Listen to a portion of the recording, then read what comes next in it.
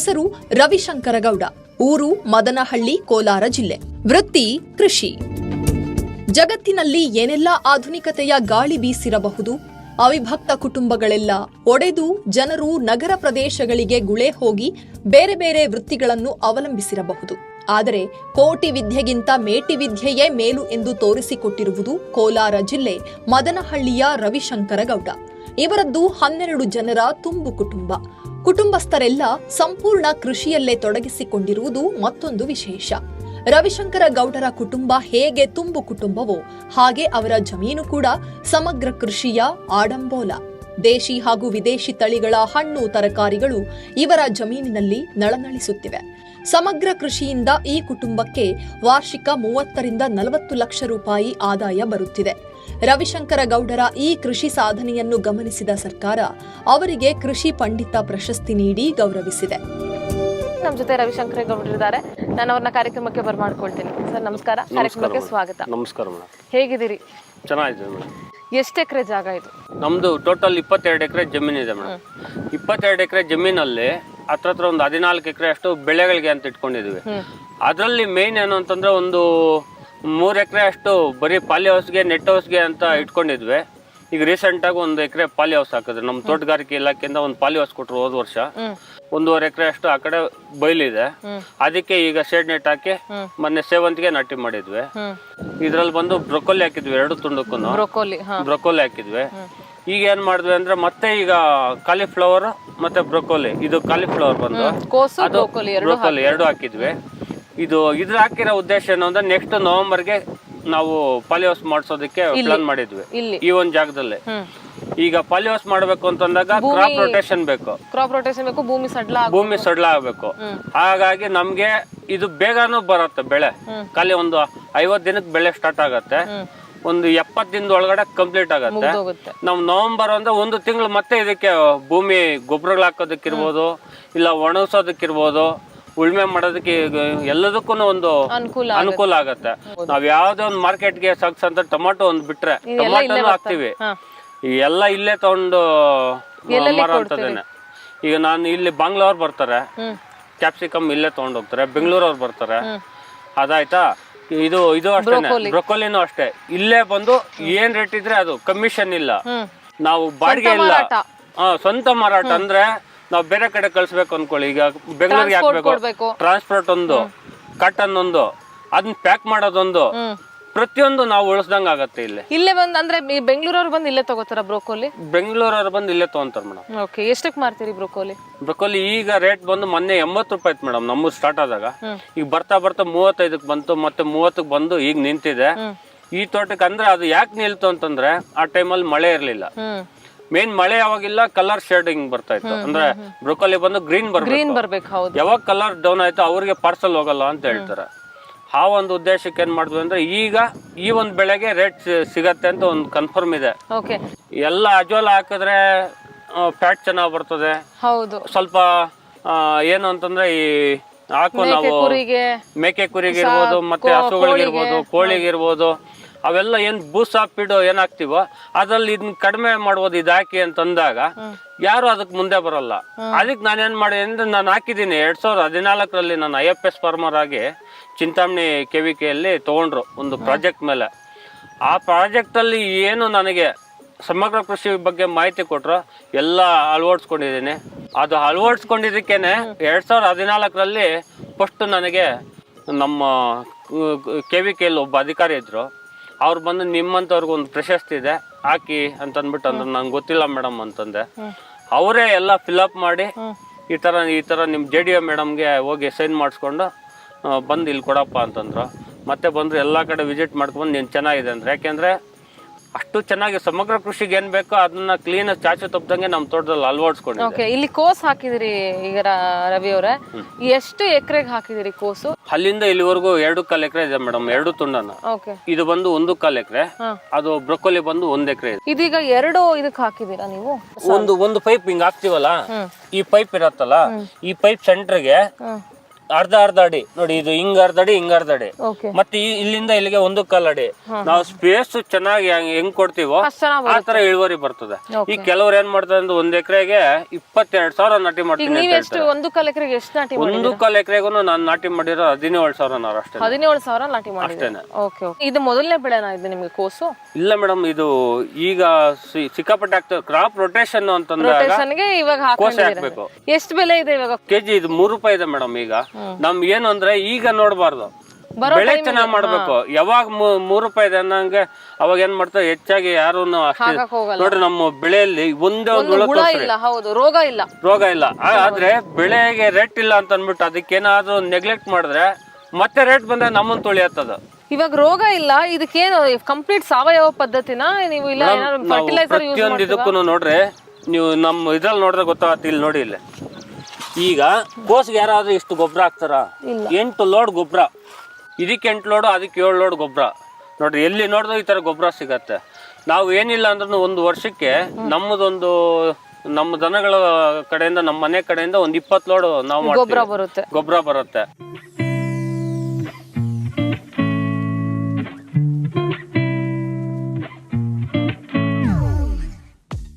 Broccoli actually health ಸಿಕ್ಕಾಪಟ್ಟೆ ಒಳ್ಳೇದು, cancer ಒಳ್ಳೇದು ಅಂತ ಹೇಳ್ತೀವಿ, ಹಾರ್ಟ್ ಒಳ್ಳೇದು. ಮೇಡಮ್, ಈಗ ನಾವು ಸ್ಟಾರ್ಟಿಂಗ್ ಹಾಕಿದಾಗ ನಮ್ಗೆ ಗೊತ್ತಾಗ್ಲಿಲ್ಲ ಇದನ್ನ ಯಾಕೆ ಮಾಡ್ಬೇಕು ಏನು ಅಂತ. ಹೋಗ್ತಾ ಹೋಗ್ತಾ ಎಷ್ಟು ಡಿಮ್ಯಾಂಡ್ ಆಗಿದೆ ಅಂದ್ರೆ ಇದಕ್ಕೆ. ಬ್ರೊಕೋಲಿ ಹಾಕ್ಬೇಕು ಅಂತ ಯಾರು ಐಡಿಯಾ ಕೊಟ್ರು ನಿಮ್ಗೆ? ಮೇಡಮ್, ನಮ್ಮ ಸ್ನೇಹಿತರೊಬ್ರು ಇದಾರೆ ಇಲ್ಲಿ, ಇದು ಬಿಡ್ಗನಹಳ್ಳಿ ಅಂತ, ನಮ್ಮ ಪ್ರಗತಿಪರ ರೈತರು. ಅವ್ರಿಗೆ ನಾನು ಟೊಮೊಟೊ ಹಾಕೋದ್ ಗೊತ್ತಿರ್ಲಿಲ್ಲ. ಟೊಮೊಟೊ ಕಲಿಸ್ದೆ ನಾನು. ಅವ್ರು ಇವಾಗ ನಿರಂತರವಾಗಿ ಅವ್ರ ಟೊಮೊಟೊ ಇರ್ತದೆ. ನನಗೆ ಅವ್ರ ಸ್ವೀಟ್ ಕಾರ್ನ್ ಮತ್ತೆ ಬ್ರೊಕೊಲಿ ಹಾಕೋದು ಅವ್ರು ಕಲ್ಸಿದ್ರು ನನಗೆ. ಆತರ ಏನ್ ಗೊತ್ತಾ ಮೇಡಮ್, ಒಬ್ಬ ರೈತರು ಏನಾದ್ರೂ ಅಕಸ್ಮಾತ್ ಮುಂದುವರಿಬೇಕು ಅಂತಂದ್ರೆ ನೀನೇನ್ ಕಲ್ತಿದ್ದೆ ನನಗೆ ಹೇಳು, ನಾನೇನ್ ಕಲ್ತಿದ್ದೆ ನಿನ್ಗೆ ಹೇಳು. ಕೆಲವ್ರು ಇರ್ತಾರೆ, ಏನ್ ಗೊತ್ತಾ ಮೇಡಮ್, ಹೇಳೋದಲ್ಲ, ಈಗ ಔಷಧಿ ಹೊಡಿತಾರೆ. ಔಷಧಿ ಹೊಡೆದ್ಬಿಟ್ಟು ಪಕ್ಕದ ತೋಟದವನ ಇನ್ನೆಲ್ಲಿ ನೋಡ್ಬಿಟ್ಟು ಇದು ಔಷಧಿ ತಂದು ಹೊಡೆದ್ಬಿಡ್ತಾನೆ ಅನ್ಬಿಟ್ಟು ಆ ಬಾಕ್ಸ್ ಎತ್ತಿಟ್ಬಿಡ್ತಾನೆ. ಹೊಡಿಯೋದು ಅರ್ಜೆಂಟ್, ಆ ತರ ಇದೆ ಪರಿಸ್ಥಿತಿ ಈಗ. ಇದೇನಿದು ಮೇಡಮ್? ಇದು ಬಂದು ಸೋಲಾರ್ ಟ್ರಾಪ್ ಮೇಡಮ್. ಕೃಷಿ ಇಲಾಖೆಯಿಂದ ಕೊಟ್ಟಿರೋದು ನಮ್ಗೆ. ರಾತ್ರಿ ಎಲ್ಲ ಇದು ರಾತ್ರಿ ಪೂರ್ತಿ ಅಂಟ್ಕೊಳ್ಳಲ್ಲ. ರಾತ್ರಿ 6 ಗಂಟೆಗೆ ಅಂಟ್ಕೊಂಡ್ರೆ ಸಾಯಂಕಾಲ ರಾತ್ರಿ ಒಂದು 10 ಗಂಟೆವರೆಗೂ ಇರತ್ತೆ. ಮತ್ತೆ ಅದಷ್ಟು ಕದೆ ಆಫ್ ಆಗತ್ತೆ. ನಾವೇನ್ ಇದಕ್ಕೇನ್ ಖರ್ಚೇನ್ ಇರಲ್ಲ ಮೇಡಮ್. ಇದು ಬೇಡ ಅಂದ್ರೆ ಅಗ್ಲೊತ್ ಬೇಕು ಅಂದ್ರೆ ಇಲ್ಲೊಂದು ಫರ್ಮನ್ ಟ್ರ್ಯಾಪ್ ಇದೆ. ಯಾವ್ದೇ ಬೆಳೆಗೆ, ಈಗ DBM ಹುಳಕ್ಕೂ ಬಂದಿದೆ, ಟೊಮೊಟೊದಲ್ಲಿ ಇದ್ ಬರತ್ತಲ್ಲ ಊಜಿ ಅಂತ ಅಂದ್ಬಿಟ್ಟು ಅದಕ್ಕೂ ಬಂದಿದೆ. ಪ್ರತಿಯೊಂದು ಬೆಳೆಗೂ ಬರುವಂತ ಹುಳಗಳನ್ನ ಇದು ಅಟ್ರಾಕ್ಟ್ ಮಾಡೋದು. DBM ಹುಳ ನೋಡಿ ಮೇಡಮ್, ನಮ್ಗೆ ಏನಂದ್ರೆ ಇನ್ ಸ್ವಲ್ಪ ಹೈಟ್ ಹಾಕ್ಬೇಕು. ನಾನು ಮೊಳಕೆಗೆ ಹಾಕಿದ್ದೀನಿ ಈಗ ಇನ್ ಸ್ವಲ್ಪ ಪೈಪ್ ಹಾಕಿ ಹೈಟ್ ಹಾಕ್ತೀನಿ. ಬಟ್ ಆಕ್ಚುಲಿ ಬ್ರೊಕೋಲಿನೂ ತುಂಬಾ ಚೆನ್ನಾಗಿ ಬಂದಿದೆ ಅಲ್ಲ? ಚೆನ್ನಾಗಿ, ಏನು ಒಂಚೂರು ಹುಳ ಬರೋಲ್ಲ ಮೇಡಮ್. ಇದು ಹುಳ ಇಲ್ಲ ಅಂದ್ರೆ ಏನ್ ಗೊತ್ತಾ ಮೇಡಮ್, ಇಲ್ಲಿ ಒಳಗಿಂದ ಬರ್ಬೇಕು ಅದನ್ನ ನೋಡಿ. ಇಲ್ಲಿ ಬಹಳ ಹೆಲ್ತಿ ಆಗಿದೆ ಸರ್, ಹೆಲ್ದಿ ಆಗಿರ್ತದೆ, ಸಿಕ್ಕಾಪಟ್ಟೆ ಹೆಲ್ತಿ. ಅಂದ್ರೆ ಈಗ ಒಂದಕ್ಕೊಂದು ಇದಿದ್ರೆ ಗಾಳಿ ಬೆಳಕಾಡಲ್ಲ. ಇದ್ರಲ್ಲಿ ನಿಮ್ಗೆ ಎಷ್ಟು ಆದಾಯ ನಿರೀಕ್ಷೆ ಮಾಡ್ತಿದ್ದೀರಾ? ಮತ್ತೆ ಬ್ರೊಕೋಲಿ ಹಾಕೋದು ನಿಮ್ಗೆ ಎಷ್ಟು ಖರ್ಚು ಬಂದಿದೆ ಸರ್? ಮೇಡಮ್, ಬ್ರೊಕೋಲಿ ಹಾಕೋದಕ್ಕೆ ಒಂದು ಟ್ರೇ ಬಂದು 120 ರೂಪಾಯಿ ತಗೊಂತಾರೆ ಮೇಡಮ್ ಅಲ್ಲಿ. ಸೊ ಎಷ್ಟು ಟ್ರೇ ಬೇಕು ಇದಕ್ಕೆ? ಇದಕ್ಕೆ ಬಂದು 114 ಟ್ರೇ ಬಂದಿದೆ. 114 ಟ್ರೇ ಅಂತಂದ್ರೂ ಹತ್ರ 14,000. 14,000 ನಾರ್ದು. ಮತ್ತೆ ತಿಪ್ಪೆ ಗೊಬ್ಬರದ್ದು ಒಂದು 7 ಲೋಡ್ ಹಾಕಿದ್ವಿ. 7 ಲೋಡ್ ಒಂದು 45,000 ಆಗುತ್ತೆ. ಸೊ 50,000 ಖರ್ಚಾದ್ರೆ ನಿಮ್ಗೆ ಆದಾಯ ಎಷ್ಟು ನಿರೀಕ್ಷೆ ಮಾಡ್ಬೋದು ನೀವು? ಮೇಡಮ್, ಆದಾಯ ಬಂದು ಈಗ ನೋಡ್ರಿ, ಅಕಸ್ಮಾತ್ ನಮ್ ಟೈಮ್ ಚೆನ್ನಾಗಿದ್ರೆ ಒಂದೊಂದು ಟೈಮ್ 150 ರೂಪಾಯಿವರೆಗೂ ಹೋಗುತ್ತೆ. ಕೆಜಿ ಅಲ್ಲ ಒಂದ್ ಪೀಸು ಹೋಗತ್ತೆ, 1 ಕೆಜಿನೂ ಹೋಗತ್ತೆ. ಈಗ ನೋಡ್ರಿ, ಈಗ ನಾವು ಇದು ಕೊಡ್ತಾ ಇದ್ವಲ್ಲ ಹೊಸಕೋಟೆ ಅವ್ರಿಗೆ, ಅವ್ರು ಬಂದ್ ಕೆಜಿ ಲೆಕ್ಕದಲ್ಲಿ 30-35 ಕೊಡ್ತಾ ಇದಾರ. ಮತ್ತೆ ನಾವು ಪೀಸ್ ಲೆಕ್ಕ ಕೊಡ್ತಾ ಇದ್ವಲ್ಲ, ಅವ್ರು 25 ರೂಪಾಯಿ ಕೊಡ್ತಾ ಇದಾರೆ ಒಂದ್ ಪೀಸ್ಗೆ. ಕೆಜಿಗೆ 2 ಹಾಕ್ಬೇಕು. ಪೀಸ್ ಆದ್ರೆ ಅಲ್ಲಿಗೆ 50 ರೂಪಾಯಿ ಬಂತಲ್ವಾ? ಆತರ ನಾವು ಹೆಂಗ್ ಗೊತ್ತಾ ಮೇಡಮ್, ಒಂದೇ ತರ ಹೋಗ್ಬಾರ್ದು. ನಾವು ಬೆಳೆಯೋದಲ್ಲ, ಹೊಸ ಬೆಳೆ ಬೆಳೆಯೋದಲ್ಲ, ಬೆಳ್ದಂಗೆಲ್ಲ ಮತ್ತೆ ಮಾರಾಟ ಮಾಡೋದು ಇಂಪಾರ್ಟೆಂಟ್. ಸುಮ್ನೆ ಈಗ ಬೆಳ್ದು ನಾನು ಒಂದು ಬ್ರೊಕೊಲಿ ಅವ್ರ 1 ಎಕರೆಗೆ ಹಾಕಿದ್ದಾರೆ, ನಾನು 5 ಎಕರೆಗೆ ಹಾಕ್ಬಿಟ್ಟು ದುಡ್ಡು ಮಾಡ್ತೀನಿ ಅಂದ್ರೆ ಅದು ಆಗಲ್ಲ. ಓಕೆ, ಸೊ ಪಾಲಿ ಹೌಸ್ ಅಲ್ಲಿ ಕ್ಯಾಪ್ಸಿಕಮ್ ಹಾಕಿದ್ರೆ ಅಲ್ಲಿಗೂ ಹೋಗೋಣ ಬನ್ನಿ.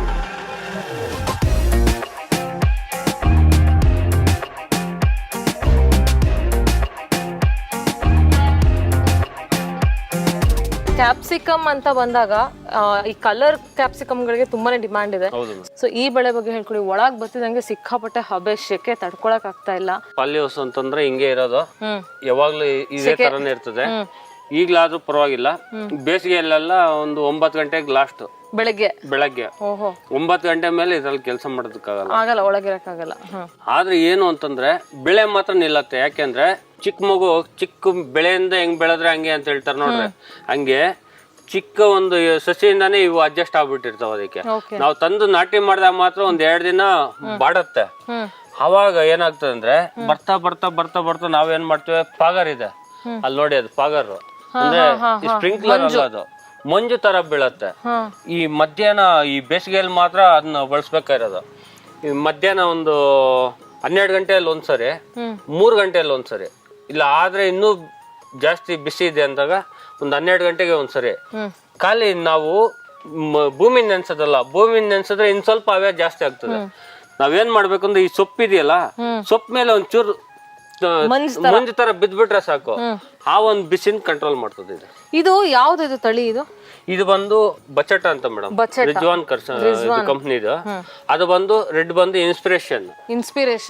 ಸೊ ಬೆಳೆಯುವಾಗ ಗ್ರೀನೇ ಬೆಳೆದು ಸ್ವಲ್ಪ ಎಕ್ಸ್ಟ್ರಾ ದಿವಸ ಬಿಟ್ಟಾಗ ಅದು ಎಲ್ಲೋ ಒಂದಾಗುತ್ತೆ, ರೆಡ್ ಒಂದಾಗುತ್ತೆ. ಈಗ ಸ್ಟಾರ್ಟಿಂಗ್ ಮೇಡಮ್, ಸ್ಟಾರ್ಟಿಂಗ್ ಬರ್ತದೆ. ಸ್ಟಾರ್ಟಿಂಗ್ ಬಂದಾಗ ನಾವು ಗ್ರೀನ್ ಕಿತ್ ಬಿಡ್ತೀವಿ. ಯಾಕೆ ಹೇಳ್ತೀವಿ ಅಂದ್ರೆ ಹೆವಿ ಲೋಡ್ ಇರತ್ತೆ. ಆತರ ನಾವು ಬಿಟ್ಟಾಗ ಒಂದಕ್ಕೊಂದು ಕಾಯಿನೂ ಜಾಸ್ತಿ ಇರತ್ತಲ್ಲ. ಸ್ಟಾರ್ಟಿಂಗ್ ಗ್ರೀನೇ ಬರೋದಲ್ವಾ? ಸ್ಟಾರ್ಟಿಂಗ್ ಗ್ರೀನೇ ಬರೋದು. ಇವಾಗ ಇದನ್ನ ಬಿಟ್ಟೆ ಎಲ್ಲೋ ಆಗುತ್ತೆ. ಇದು 20 ದಿನ ಬಿಟ್ಟಾಗ ಎಲ್ಲೋ ಆಗತ್ತೆ ನಾವು. ಓಕೆ. ಅಂದ್ರೆ ಇದ್ರಲ್ಲಿ ನಮ್ಗೆ ಲಾಭನೇ ನೋಡ್ತಾರೆ. ನಮ್ದೇನ್ ಗೊತ್ತಾ ಮೇಡಮ್, ಈಗ ಇಲ್ಲಿ ಕಾಯಿ ಬಂದಿದೆ, ಮತ್ತೆ ಇಲ್ಲಿವರೆಗೂ ಬರಲ್ಲ. ಆದ್ರೆ ನೀವು ಗ್ರೀನ್ ಕೀಳ್ತಾ ಇದ್ದಾಗ ಪ್ರತಿ ಗೆಣ್ಣಿಗೂ ಬರುತ್ತೆ, ಈ ತರ ಬರುತ್ತೆ. ಬರೀ ನಾವು ರೇಟು ಅವ್ರದ್ದು 100 ರೂಪಾಯಿ ಹೋಗ್ತಾ ಇದೆ ಅಂತ ಹೇಳ್ತಾರೆ. 100 ರೂಪಾಯಿ ಹೋದ್ರೂ ಇಲ್ಲಿ ಕಾಯಿ ಅಷ್ಟು ಬಂದಿರಲ್ಲ. ಗ್ರೀನ್ ಕೀಳೋರ್ದು ನಮ್ದು ಏನ್ ಕಾಯಿ ಬರುತ್ತೋ ಅವ್ರದ್ದು ಡಬಲ್ ಬಂದಿರುತ್ತೆ ಟನ್ನೇಜ್ ಅಲ್ಲಿ. ನಮ್ಮದು ರೇಟ್ ಇದ್ದಾಗ ಮಾತ್ರ ಬದುಕೊಂಡ್ವಿ. ಹೋದ್ ವರ್ಷ ಹಿಂಗೆ ಕ್ಯಾಪ್ಸಿಕಮ್ ಇತ್ತು, ಖಾಲಿ 20 ರೂಪಾಯಿಗೆ 10 ಟನ್ ಹೋಯ್ತು. ಹೊಟ್ಟೆನೆ ಉರ್ದೋಯ್ತು. Green best madam. ಕಲರ್ ಬೆಳೆಯೋರು ಸ್ವಲ್ಪ ಏನು ಅಂದ್ರೆ ಒಂದ್ ಸ್ವಲ್ಪ ಧೈರ್ಯ ಬೇಕು ಮೇಡಮ್. ಇದನ್ನ ಎಲ್ಲೆಲ್ಲಿಗೆ ಹಾಕ್ತೀರಾ ಈಗ ನೀವು? ಮೇಡಮ್ ಇದು ಬಾಂಗ್ಲಾ ಕಳಿಸ್ತೀವಿ. ಇಲ್ಲಿಗೆ ಬರ್ತಾರೆ ಅವರು, ಕಮಿಷನ್ ಇಲ್ಲ, ಬಾಕ್ಸ್ ಬಾಡಿಗೆ ಇಲ್ಲ. ಎಷ್ಟು ಕಳಿಸ್ತೀರಾ? ಈಗ ಸದ್ಯಕ್ಕೆ ಮೊನ್ನೆ 180 ಇತ್ತು, ಈಗ 100-120ಗೆ ಹಾಕ್ತಾ ಇದಾರೆ. ನಮ್ಗೇನ್ ಗೊತ್ತಾ ಮೇಡಮ್, ನಾವೆಲ್ಲೋ ಕಳಿಸ್ತೀವಿ ಅಂತ ಅನ್ಕೊಳ್ಳಿ, ಅವಾಗ ದುಡ್ಡು ಬರತ್ತ ಇಲ್ಲ. ಈಗ ಡೆಲ್ಲಿಗೆ ಹಾಕಿದ್ರೆ ಇನ್ನೂ ಜಾಸ್ತಿ ಡೌಟ್ ಅಲ್ವಾ? ಅಲ್ಲೇ ಸ್ಪಾಟ್ ಅಲ್ಲೇ ಕ್ಯಾಶ್. ನಮ್ದು ಇಲ್ಲಿ ಕ್ಯಾಶ್ ಸೆಟಲ್ ಮಾಡ್ತಾರೆ, ಅವ್ರ ಗಾಡಿ ಮೂವ್ ಆಗ್ತಾರೆ. ಎಷ್ಟು ಹಾಕಿದೀರಾ ಇದು ಸಸಿ? ನೀವು ಎಷ್ಟು ಎಕರೆಗೆ ಹಾಕಿದೀರಾ ಇದು? ಇದು ಬಂದು 11,000 ಸಸಿ ನಾಟಿ ಮಾಡಿದ್ವಿ. ಒಂದ್ ಎಕರೆಲಿ 11,000 ಸಸಿ. ಇನ್ಸ್ಪಿರೇಷನ್ ಎಷ್ಟು ನಾಟಿ ಮಾಡಿದಿರಿ? ಅದು 5.5, ಇದು 5.5 ಮೇಡಮ್. ಇದಕ್ಕೇನ್ ಮೆಡಿಸನ್ ಹಾಕ್ತೀರಾ? ಮೆಡಿಸನ್ ಅಂದ್ರೆ ತಂದಾಗ ಟ್ರೈಕೋಡರ್ಮಾ ಸೂಡೋಮೋನಾಸ್ ಡ್ರಂಚ್ ಮಾಡ್ತೀವಿ ತಂದಾದ್ಮೇಲೆ. ಯಾಕೆಂತಂದ್ರೆ ಅದು ಇದಿರೋದು ವಿಲ್ಟು, ಮತ್ತೆ ಈಗ ನೆಮ್ಟೋಡ್ಸ್ ಎಲ್ಲ ಇರತ್ತಲ್ಲ, ಪೆಥಲಮ್ ಎಂತಿಸ್ ಅಂತ ಬರುತ್ತೆ. ಅದನ್ನ ನಮ್ಮ ಕೃಷಿ ಕಾಲೇಜ್ ಐತಲ್ಲ, ರೇಷ್ಮೆ ಕೃಷಿ ಕಾಲೇಜಲ್ಲಿ ಅಲ್ಲಿ ಸಿಗತ್ತೆ ಮೇಡಮ್. ಅದು 1 ಲೀಟ್ರ್ 200 ರೂಪಾಯಿ ಅಂತ. 1 ಎಕರೆಗೆ ಸುಡೋಮಿನಾಸ್ 1.5 ಲೀಟ್ರು, ಮತ್ತೆ ಟ್ರೈಕೋಡರ್ಮಾ 1.5 ಲೀಟ್ರು. ಇವೆರಡನ್ನೂ ತಂದು ಒಂದು ಡ್ರಮ್ಮಲ್ಲಿ ಇಟ್ಕೊಂತೀವಿ. ಡ್ರಮ್ಮಲ್ಲಿ ಹೆಂಗೆ ಇಡಬೇಕು ಅಂದ್ರೆ ಒಂದು ಅರ್ಧ ಡ್ರಮ್ಗೆ ನೀರು ಹಾಕೋದು, ಬೆಲ್ಲ 2 kg, ಅದನ್ನ ಚೆನ್ನಾಗಿ ಹಾಕಿ ಕರ್ಗೋ ಥರ ಕರಗಿಸ್ಬಿಟ್ಟು ಆ ಟ್ರೈಕೋಡರ್ಮಾ ಸೂಡೋಮೋನಾಸ್ನ ಅದ್ರಲ್ಲಿ ಹಾಕಿ 3 ದಿನ ಕಲಿಸ್ಬೇಕು, ಬೆಳಗ್ಗೆ ಸಾಯಂಕಾಲ. 3 ದಿನ ಕಲ್ಸಾದ್ಮೇಲೆ ಅವು ಏನು ಜೀವಾಣುಗಳಿರ್ತವೆ, 1 ಕೋಟಿಗಟ್ಟಲೆ ಜಾಸ್ತಿ ಆಗ್ತವೆ. ಅದನ್ನ ಮತ್ತೆ ನಾವು ಡ್ರಂಚ್ ಮಾಡಿಸೋದು, ಅಂದ್ರೆ ಡೈರೆಕ್ಟ್ ಗಿಡಗಳಿಗೂ ಕೊಡ್ತೀವಿ, ಇಲ್ಲ ಅಂತಂದ್ರೆ ಡ್ರಿಪ್ಪಲ್ಲೂ ಕೊಡ್ಬೋದು. ಓಕೆ, ಇದರಿಂದ ಎಷ್ಟು ಆದಾಯ ನಿರೀಕ್ಷೆ ಮಾಡ್ತಾ ಇದ್ದೀರಾ ಸರ್? ಅಥವಾ ಇಲ್ಲಿವರೆಗೂ ಎಷ್ಟು ಆದಾಯ ಅಂತ ಹೇಳೋದಕ್ಕೆ ಬರಲ್ಲ ಮೇಡಮ್. ಈಗ ನಾನು ಹೇಳ್ಬೋದು 100 ರೂಪಾಯಿ ಇದೆ, ಮೊನ್ನೆ 180 ಇದೆ, ನಂದು 50 ಲಕ್ಷ ಆಗತ್ತೆ, ಇದು 1 ಕೋಟಿ ಆಗತ್ತೆ ಅಂತ ಹೇಳ್ಬಿಟ್ಟು ರೈತರನ್ನ ತೊಳ್ಳೋದಕ್ಕಿಂತ ಇದರಲ್ಲಿ ಸಮಸ್ಯೆನೂ ಇದೆ, ಲಾಸ್ ಅಂತೂ ಇಲ್ಲ. ಓಕೆ, ಸೊ ಇವರು ಟೊಮ್ಯಾಟೊ ಕೂಡ ಬೆಳೆದಿದ್ದಾರೆ, ಅಲ್ಲಿಗೂ ಹೋಗೋಣ ಬನ್ನಿ.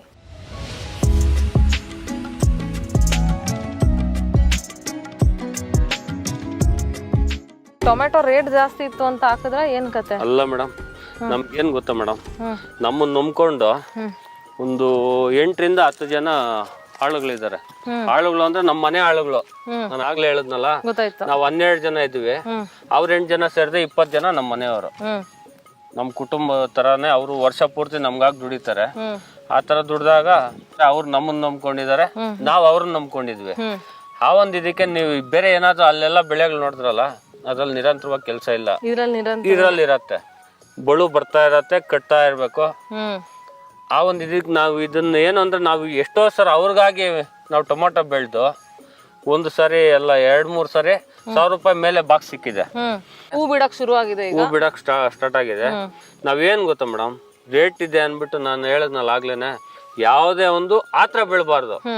ಈಗ 6 ಫುಟ್ ಸಾಫೋ ಪೋಸ್ಟ್ ನಾವೇ ಸ್ಟಾರ್ಟ್ ಮಾಡಿದ್ದು, ನಮ್ಮ ತೋಟದಲ್ಲೇ ಟ್ರಯಲ್ ಮಾಡಿಸಿದ್ರು. ಅಭಿನವ ಅನ್ನೋದು ಬಿಟ್ಬಿಟ್ಟಿದ್ರು ಅಂತದ್ರಲ್ಲಿ 2014ರಲ್ಲಿ ಒಳ್ಳೆ ಬೆಳೆ. ಎಂತ ಬೆಳೆ ಅಂದ್ರೆ ಕೆಳಗಡೆ ಏನು ಕಾಯಿ ಸೈಜ್ ಬಂದಿತ್ತು, ಮೇಲ್ಗಡೆ 8 ಅಡಿವರೆಗೂ ಬೆಳೆದಿತ್ತು. ಅದೇ ಸೈಜು ಫಸ್ಟ್ ರೇಟ್ ಬಂದು 1350 ರೂಪಾಯಿ. ಕಡಿಮೆ ರೇಟ್ ಅಂದ್ರೆ ತೂತುಗಳ ಕಾಯಿಗಳು ಬಂದು 450 ರೂಪಾಯಿ.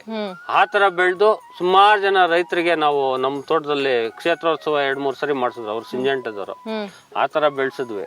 ಎಷ್ಟು ಅಂತರಕ್ಕೆ ಹಾಕಿದಿರಿ? ನಾರಿಂದ ನಾರಿಗೆ 2 ಅಡಿ ಇರುತ್ತೆ, ಮತ್ತೆ ಹಿಂಗ್ ಬಂದು 5 ಅಡಿ ಬರುತ್ತೆ. 5 ಅಡಿ ನಾವು ಸ್ಪೇಸ್ ಜಾಸ್ತಿ ಕೊಟ್ಟು ಈ ತರ ಜೋಡಿ ಕಡ್ಡಿ ಹಾಕಿ ಈ ತರ ಈ ಕಡೆ ಕಟ್ತೀವಿ, ಈ ಕಡೆ ಕಟ್ತೀವಿ. ಆತರ ಕಟ್ಟಾಗ 2 ಕಡೆ ಹಿಂಗ್ ಬರ್ತದೆ, ಗಾಳಿ ಬೆಳಕು ಚೆನ್ನಾಗ್ ಬರ್ತದೆ. ಅವಾಗ ಹೂವು ಡ್ರಾಪ್ ಆಗಲ್ಲ, ಸೊಪ್ಪು ಡ್ರಾಪ್ ಆಗಲ್ಲ, ಒಂಥರ ಹಣ್ಣೆಲೆ ಬರಲ್ಲ, ಗ್ರೀನಿಶ್ ಹಂಗೆ ಇರತ್ತೆ. ಸೊ ಕ್ಯಾಪ್ಸಿಕಮ್ ಆಯ್ತು, ಕೋಸು, ಬ್ರೊಕೋಲಿ ನೋಡಿದ್ವಿ, ಟೊಮ್ಯಾಟೊ ನೋಡಿದ್ವಿ. ಈಗ ನೆಲಗಡ್ಲೆ ಹಾಕಿದೀರಾ? ಹೌದು. ಅದು ಯಾವ್ದದು? ಅದು ಬಂದು ಕದ್ರಿ ಲೇಪಾಕ್ಷಿ ಅಂತ ಹಾಕಿದ್ವಿ. ಕದ್ರಿ ಲೇಪಾಕ್ಷಿ ಅಂತ. ಸೊ ಅಲ್ಲಿಗೆ ಹೋಗೋಣ ಸರ್. ಸರಿ ಮೇಡಮ್, ಬನ್ನಿ.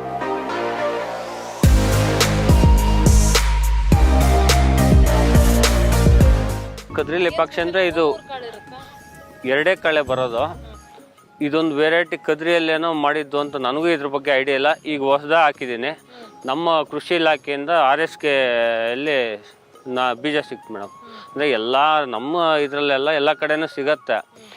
ಇದರ ಒಂದು ಪ್ರಾಮುಖ್ಯತೆ ಏನು ಅಂತಂದರೆ, ವಿಶೇಷತೆ, ಒಂದು ಗಿಡಕ್ಕೇನಿಲ್ಲ ಅಂದರೂ 300 ಕಾಯಿ ಬರ್ತದೆ. ಇದು ಜಾಸ್ತಿ ಅಂದರೆ, ಕಡಿಮೆ ಅಂದರೂ ಒಂದು ಆವರೇಜ್ ಅಂದ್ರೂ 200 ಕಾಯಿ ಬರುತ್ತೆ. ಇದರಲ್ಲಿ ಏನು ಅಂದರೆ ಎಣ್ಣೆ ಅಂಶ ಜಾಸ್ತಿ ಇರುತ್ತೆ. ಮಾಮೂಲಿ ಕಡಲೆ ಬೀಜ ಆದರೆ 2.5 kg ಬೇಕು 1 kg ಎಣ್ಣೆಗೆ. ಇದು ಬಂದು 2 kg ಬೀಜಕ್ಕೆ 1 kg ಎಣ್ಣೆ ಬರುತ್ತೆ ಈ ಒಂದು ವೆರೈಟಿಯಲ್ಲಿ. ಅಂದರೆ ಇದು ನೋಡೋದಕ್ಕೆ ಆ ಥರ ಕೆಂಪಕ್ಕಿರುತ್ತೆ ಬೀಜ, ಎಣ್ಣೆ ಅಂಶ ಜಾಸ್ತಿ ಇರ್ತದೆ. ಮಾವು ಹಾಕಿದಿರಲ್ಲ? ಮಾವಲ್ಲಿ ನಮ್ದು ಏನಿಲ್ಲ ಮೇಡಮ್. ಈಗ ಕೆಳಗಡೆನೂ ಇದೆ ನಮ್ದು. ಹತ್ರ ಒಂದು 12 ಎಕರೆ ಮಾವಿನ ತೋಪಲ್ಲಿ ಇಂಟರ್ ಕ್ರಾಪ್ ಮಾಡ್ತೀವಿ. ಮಾವಿಗೆ ನಾವೇನು ಗೊಬ್ಬರ ಕೊಡಲ್ಲ. ಮಾವು ಯಾವ್ದಾವ ತಳಿ ಇದೆ ನಿಮ್ಮ ಹತ್ರ? ನಮ್ಮಲ್ಲಿ ಮಾವು ಬಂದು ಇದು ಬಂದು ಬೆಣಿಶ, ಇನ್ ಸ್ವಲ್ಪ ಆ ಕಡೆ ಬಾದಾಮಿ, ಇನ್ ಸ್ವಲ್ಪ ಆ ಕಡೆ ಮಲ್ಲಿಕ ಇದೆ. ಮಾವು ಸೀಸನ್ ಅಲ್ಲಿ ಒಳ್ಳೆ ರೇಟ್ ಅಲ್ಲ? ಒಳ್ಳೆ ರೇಟ್ ಇದೆ. ನಾವು ಕೃಷಿಗೆ ಬಂದಾಗ 3 ಎಕರೆ ಬಂದಿತ್ತು ನಮ್ಮ ಭಾಗಕ್ಕೆ. 3 ಎಕರೆ ಅಂತಂದ್ರೆ ನಮ್ಮ ವರ್ಷಕ್ಕೇನಿಲ್ಲ ಅಂತಂದ್ರೆ ನಮ್ಗೆ ಆದಾಯ ಸಿಗ್ತಾ ಇದ್ದು, ನಾನು ಸ್ಟಾರ್ಟಿಂಗ್ ಬಂದಾಗ ವರ್ಷಕ್ಕೆ 20-25 ಸಾವಿರ. ನಾವು ಅಂದರೆ ಅಷ್ಟೊಂದು ಅಧ್ವಾನ ಹೋಗಿತ್ತು ತೋಪು. ನಾವು ಈ ಒಂದು ಇದಕ್ಕೆ ಬಂದಮೇಲೆ 3 ಎಕರೆನ 16 ಎಕರೆ ಮಾವಿನ ತೋಪು ಮಾಡಿ ಈಗ ಒಂದು ವರ್ಷಕ್ಕೆ 7 ರಿಂದ 8 ಲಕ್ಷಕ್ಕೆ ನಮ್ಮ ತೋಟದಲ್ಲೇ ನಾವೇನು ಮಾರಾಟನೂ ಮಾಡಂಗಿಲ್ಲ, ತೋಟದಲ್ಲೇ ತೊಗೊಂಡೋಗ್ತಾರೆ. ಸೊ ವಾರ್ಷಿಕ ಎಷ್ಟು ಆದಾಯ ಇದೆ ನಿಮಗೆ? ವಾರ್ಷಿಕ ಬಂದು ಹತ್ರ ಒಂದು 30 ರಿಂದ 40 ಲಕ್ಷ ಇದೆ ಮೇಡಮ್. ಖರ್ಚು ಕಳೆದು ಖುಷಿ ಆಗುತ್ತೆ ನಿಮ್ಮಂಥ ರೈತರನ್ನ, ಯುವ ರೈತರನ್ನ ನೋಡಿದಾಗ. ಇನ್ನೂ ಒಂದಷ್ಟು ಜನ ಈಗ ಯಾರ್ಯಾರು ಒಂದಿಂಚು ಜಾಗ ಹೋಯ್ತು ಅಂದ್ರೆ ಹೊಡೆದಾಡ್ತಾರೆ. ಅಂಥದ್ರಲ್ಲಿ ನೀವು ತುಂಬು ಕುಟುಂಬದಲ್ಲಿ ಇದ್ಕೊಂಡು ಎಲ್ಲರೂ ಕೃಷಿ ಮಾಡಿಕೊಂಡು ಬರುವಂಥ ಆದಾಯದಲ್ಲಿ ಬೆಳೆಸ್ಕೊಂಡು ಹೋಗ್ತಿದ್ದೀರಾ ಅಂದಾಗ ನಿಜಕ್ಕೂ ಹೆಮ್ಮೆ ಪಡುವಂಥ ವಿಚಾರ. ಅನೇಕ ಮಂದಿಗೆ ಮಾದರಿ ಆಗಿದ್ದೀರಿ. ಸೊ ನಾಡಿನ ರೈತರಿಗೆ ಏನು ಹೇಳಕ್ಕೆ ಇಷ್ಟಪಡ್ತೀರಿ? ಮೇಡಮ್, ನಾನೊಂದು ಮಾತು ಹೇಳ್ತೀನಿ. ನಾವು ಮನೆಯವರು ಹೆಂಗೆ ಹೋದ್ರೆ ಹಂಗೆ ನಮ್ಮ ಹಿಂದ್ಗಡೆನೂ ಅದೇ ಥರನೇ. ಅಂದರೆ ಯಶಸ್ಸು ಹಂಗೆ ಬರುತ್ತೆ, ಯಶಸ್ಸುನು ಹಂಗೆ ಬರುತ್ತೆ. ಈಗ ನೋಡ್ರಿ, ನಾವು ಮಕ್ಕಳಿಗೆ ಹೇಳೋದು ಅಷ್ಟೇ. ನಮ್ಮ ಮನೇಲಿ ಒಬ್ಬ ಕಿಶನ್ ಅಂತ ಚಿಕ್ಕ ಹುಡುಗ ಇದ್ದಾನೆ ಮೇಡಮ್. ಅವನು ಯಾವ ಥರ ಇದೆ ಅಂದರೆ, ನಾನು ಅವನ ಬಗ್ಗೆ ಹೇಳೋದಕ್ಕೆ ವಾಯ್ಸೇ ಬರ್ತಾ ಇಲ್ಲ ಅಷ್ಟೊಂದು. ಯಾಕೆಂದ್ರೆ ನನ್ನ ಇದಕ್ಕೆ ಪ್ರತಿಯೊಂದು ಬಂದು ಇಲ್ಲಿ ಹೆಲ್ಪ್ ಮಾಡ್ತಾನೆ. ಅವನ ವಯಸ್ಸು ಎಷ್ಟು ಗೊತ್ತಾ ಮೇಡಮ್? 3ನೇ ಕ್ಲಾಸ್. ಜೇನು ಕೃಷಿ ಅಪ್ಪ ನನಗಿನ್ನ ಮುಂಚೆ ನನ್ನ ಮಗ ಜೇನು ಕೃಷಿಗೆ ಸಪೋರ್ಟ್ ಮಾಡ್ತಾನೆ. ನೀರ್ ತಿರ್ಬೇಕು, ಪ್ರತಿಯೊಂದು ಗೇಟ್ ವಾಲ್ಗಳು ಅವ್ನು ಹ್ಯಾಂಡಲ್ ಮಾಡ್ತಾನೆ ಮೇಡಮ್. ಅಷ್ಟು ಆಸಕ್ತಿ ನಾನು ಎಲ್ಲೂ ನೋಡಿಲ್ಲ ಅಂತ ಮಕ್ಳು. ನನ್ನ ಮಕ್ಳು 2 ಇದ್ದಾರೆ. ನನ್ನ ತಮ್ಮನ ಮಗ ಅವನು. ಅವ್ನು ನೆನ್ಸ್ಕೊಂಡ್ರೇನೆ ಒಂಥರ ಇದಾಗತ್ತೆ. ಅಂದ್ರೆ ನಮ್ಮ ಮಕ್ಕಳಿಗೆ ನೀನು ಇದು ಬೇಡ ಬರೀ ಓದು ಅಂತ ಹೇಳೋದಲ್ಲ, ಅದ್ರ ಜೊತೆಗೆ ಇಲ್ಲಿ ತೋರಿಸಿದ್ರೆ ಅವ್ನಿಗೆ ಆಸಕ್ತಿ ಇದ್ರೆ ಇದ್ರಲ್ಲಿ ಕಷ್ಟ ಏನೋ ಅಂತ ಗೊತ್ತಾಗ್ತದೆ. ನಮ್ಮ ಮಕ್ಕಳಿಗೆ ನಾವು ತೋರಿಸಿರೋದು ಅದೇನೆ. ಈಗ ನಮ್ಮ ಹುಡುಗರು ಇದ್ದಾರೆ, ಅವ್ನು ರಜಕ್ಕೆ ಅಂತ ಒಬ್ಬ ಹುಡುಗ ಬಂದಿದ್ದಾನೆ, ಇನ್ನೊಬ್ಬ ಹುಡುಗ ನನ್ನ ಜೊತೆಯಲ್ಲಿ ಇಲ್ಲಿ ಕೆಲಸ ಮಾಡ್ಕೊಂಡಿದ್ದಾನೆ. ಡೈಲಿ ಒಂದು 300 ಪೀಸು ಬ್ರೊಕೊಲಿ ಹೊಡಿತೀನಿ, ಅವನ ಕೈಯಲ್ಲೇ ಹೊಡಿಸ್ತೀನಿ. ಈ ಒಂದು ಮಟ್ಟದಲ್ಲಿ ಬೆಳಿಬೇಕು ಅಂತಂದ್ರೆ ಇನ್ನೊಂದು ಹೇಳೋದಕ್ಕೆ ಇಷ್ಟಪಡ್ತೀನಿ ಮೇಡಮ್. ನಮ್ಮ ಕೃಷಿ ವಿಜ್ಞಾನ ಕೇಂದ್ರ ಚಿಂತಾಮಣಿಯವರು ಇರ್ಬೋದು, ಕೃಷಿ ವಿಜ್ಞಾನ ಕೇಂದ್ರ ಇದು ಕೋಲಾರನವ್ರು ಇರ್ಬೋದು, ಕೃಷಿ ಇಲಾಖೆಯವರು ಇರ್ಬೋದು, ತುಂಬಾ ಸಹಕಾರ ಕೊಟ್ಟಿದ್ದಾರೆ, ತೋಟಗಾರಿಕೆ ಇಲಾಖೆಯವರು ಇರ್ಬೋದು, ಮತ್ತು GKVKಯಲ್ಲಿ ಪ್ರತಿಯೊಬ್ಬ ಸೈಂಟಿಸ್ಟೂ ಈಗ ಒಳ್ಳೊಳ್ಳೆ ದೊಡ್ಡ ದೊಡ್ಡ ವಿಜ್ಞಾನಿಗಳೇ ನಮ್ಮ ತೋಟಕ್ಕೆ ಬಂದೋಗಿದ್ದಾರೆ.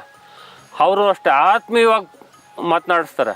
ಕಡೆಯದಾಗಿ ನಮ್ಮ ಮಣ್ಣಿನ ಮಗ ಕಾರ್ಯಕ್ರಮದ ಬಗ್ಗೆ ನಾಡಿನ ಜನತೆಗೆ ನಿಮ್ಮ ಅಭಿಪ್ರಾಯ ಏನು ಹೇಳ್ತೀರಿ?